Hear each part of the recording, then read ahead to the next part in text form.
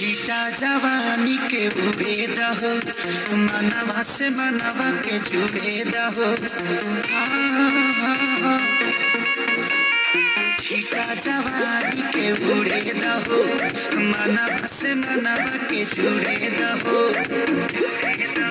आज सुते चतरिया तान की तान की तान की। टूट जाए राजा जी, टूट जाए राजा जी पलंग सागवान के, टूट जाए राजा जी पलंग सागवान के।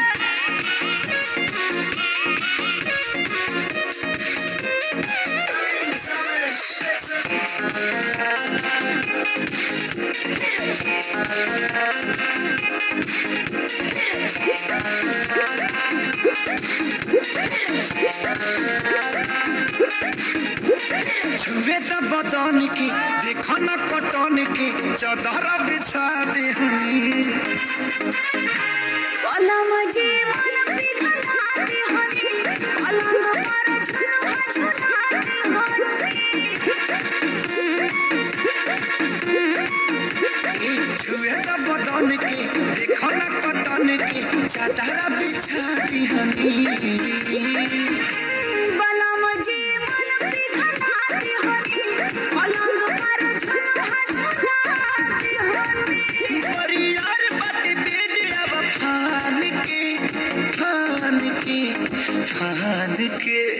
टूट जाए राजा जी, टूट जाए राजा जी पलंग सागवान के, टूट जाए राजा जी पलंग सागवान के।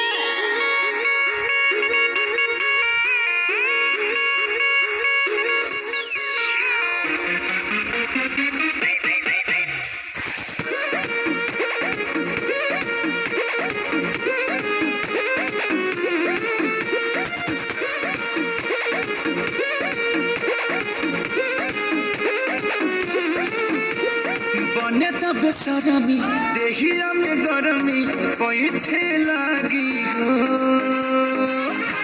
कमरिया ऐठे लागी हो, नस नस पैठे लागी हो।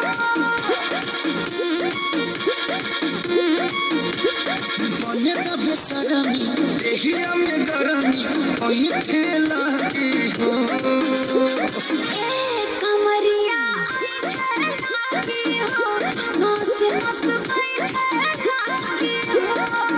तू बहाना न बनावा सब जान के जान के जान के।